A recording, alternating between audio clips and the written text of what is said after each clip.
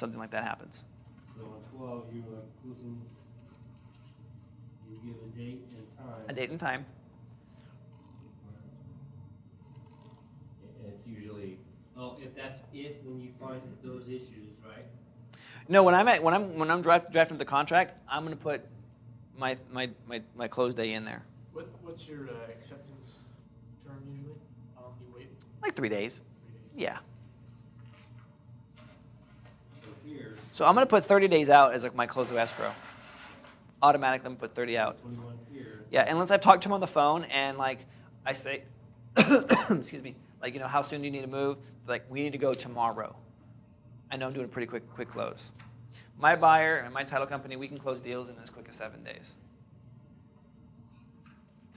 If the title company cooperates. Correct. Yeah. Yeah.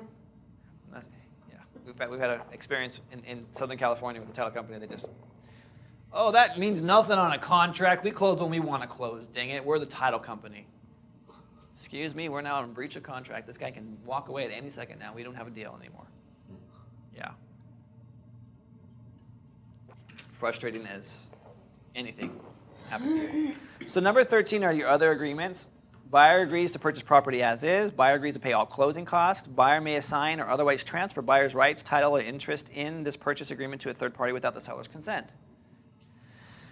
Buyer may place signs and show property immediately upon acceptance of this contract by both parties. So I used to put signs in the yard. I no longer put signs in the yard. Why? Vandalism? No. People buy online.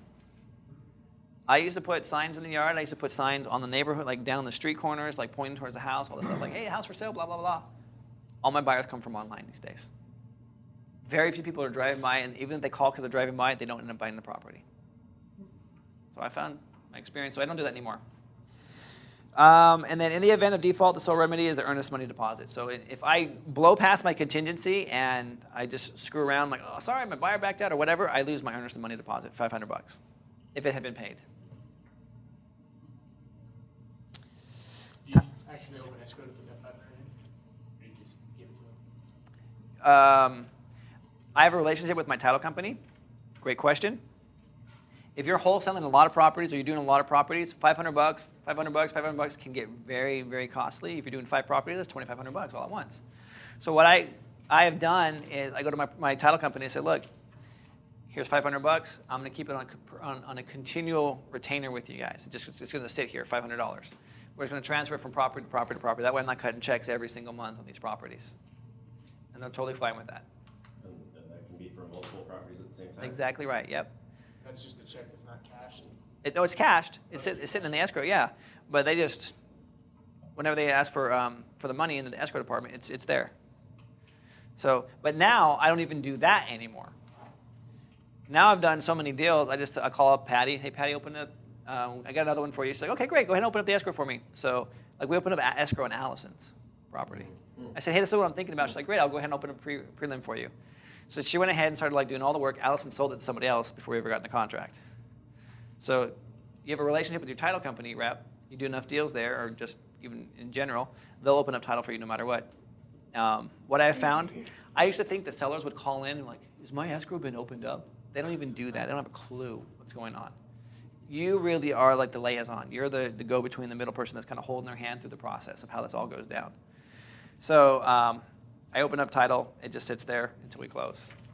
That's prohibition. Basically, it says this agreement establishes prohibition against transfer, conveyance, or encumbrance of the property. So this guy can't do anything to it. Yes? What's 14? Oh, time is of the essence. Basically, they better hurry up, because if they don't do it, then something could change. We could walk away. Yep. No problem. So you sign it, date it, and you're done. On the San Joaquin house, our buyer just opened up escrow. Yes. All my buyers always open up escrow now. I didn't share that, did I? No. So I no longer have the $500 in escrow anymore.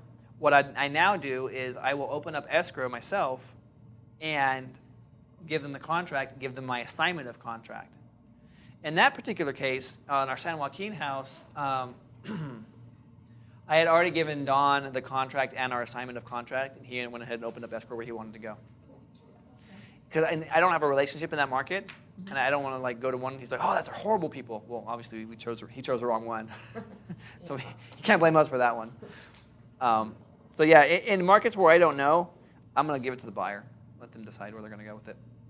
So you give them this contract here, correct? Mm-hmm. You give them, it's signed. So one thing you're gonna have, guys, is you're gonna have a spreadsheet where you just type in all that person's information, buyers, sellers, addresses, all this stuff, and then you go and you print, and it automatically populates all of it into this contract for you. Awesome. So like what she was saying, so she, or saying, you basically hand this contract over to the buyer. And then they go. No. and open an escrow? So the buyer, it depends. So the way I do it in my market here is I call up the title rep and I say, hey, I have a property that we are closing on. I've assigned the contract already. I will send you the contract and the assignment of contract to be opened up in this buyer's name. And that's how we do it. That's because I already have the relationship. The other way that Gwen is talking about is we found the buyer, but we didn't have the title company. So I gave the buyer the contract and the assignment of contract, and they opened it up in their name with their title company. So the assignment of contract is what the guy who's buying it from you. Yep. And that's what we're going to go into. So do you typically continue to use the title company just to maintain the relationship? Well, that's where my buyer wants to go. You did that because we were down there and we didn't have a title company down there. Yep. But he worked, our buyer was down there Yep. and he already worked with the title company down there. He works with every title company Right. down there. Yeah. But he was already down there. Yep. Yeah. And he's already established, and so I said, here you go, Don, here's the information. Let's go with it. Huh. And he already signed the assignment of contract, and so he was good. With the crappy title company. Yeah, I mean, it's luck of the draw. He really didn't know that it was going to be that bad. He had no clue. It sucked, but it was bad. So the closing, you make that 30 days after the date of the contract? Uh-huh. And is that, I've never been through escrow before, is the closing actually when Everything they is cut the awesome. checks? I mean, that's. Yeah, it should be funded and recorded that day, so everyone's going to be in there signing like 2 or 3 days prior to that. How long does it take? So basically you're counting on 7 days in escrow. If you take the full 21 days, you're counting. No. Escrow's opened up day one. As soon as that contract is signed, within 3 days, you have to open up. That's right. Escrow. Yep. You Uh-huh. You have to open up escrow. And that, any kind of deposits have to be deposited. So you guys don't know this story. This contract? Between the, I didn't do that. What? On what? On Freeman. You didn't go through escrow on Freeman, that's why. Let me see if I can find this for you guys. You're going through escrow, you have to do it within 3 days. Yeah, if you're wholesaling the property, you're going through escrow. For wholesale. Yes, you are. Didn't we sort of deal with wholesale? No, you did an assignment of contract.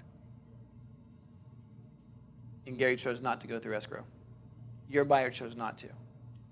We're going to get into going through escrow and not going through escrow. Geez, guys. Oh my gosh. Let me find this. Oh my gosh. So I find this house. You all remember I told you about this house where I'm like, hey man, tell your old lady to give me a call? Yeah. Yeah. Okay. Yeah, we remember that. All right. I got money for it. Okay.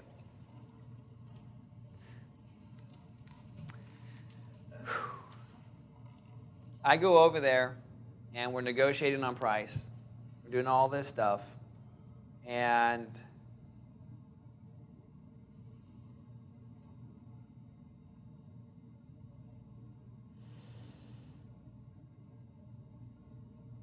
okay, I'm gonna give you the Reader's Digest version of what happened. So I go over there, and I'm negotiating with her on this price, and I'm telling her, I'm like, yeah, I could probably be right around here, but I offered her 185 on the property. And she's like, I need 2. I really need 2. I'm like, well, I don't know. I need to bring my contractor over, who was my buyer, to let me know if he, because he was like, I don't know about that price on 2. So he walks over on 2 and he's like, yeah, I want this house. This is a sweet house. I want this house. 2 is perfect. We'll take it at 2. So we go across the street and we're talking at the park. Meantime, this dude rolls up in this Mercedes, almost crashes, like he's blind, like almost crashes into the tree, like stumbles out of the car and like walks up with like his like walker to like the front porch, goes inside the house. And then I'm like, hey, look at that! Like I'm like, look at this guy's Don King, because he gets the big old afro and all this stuff. Like he can barely walk. I'm mocking this fool, and he's over there in the house. And he drives off finally. He like gets back in his car and like stumbles around, like drives off. And I'm like, dude, I can't believe this guy. We totally just like scored on this house. So we walk over there. We're like, yeah, we're awesome. Yeah, we're gonna get this house for $200,000. And knock on the door, and I'm like, hey, Andrea, I'd like to buy this house. She's like, I'm so sorry, guys. I just signed with that guy. I'm like, what? Like, literally, I'm like about ready to cry. I'm like, worked so hard.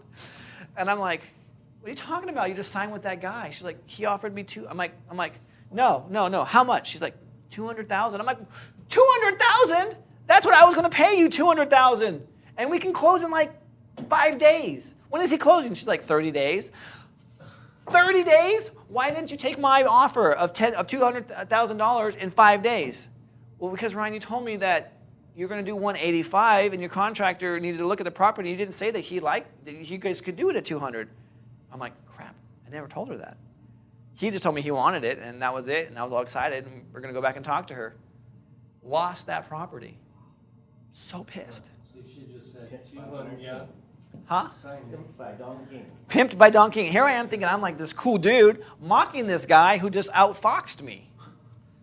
I was pissed. I was hurt. I'm like, I can't believe this happened to me. He walked better than you. He's right. He had better swagger than me, So I go back home, and I'm just like, this is ridiculous. This was on a Friday.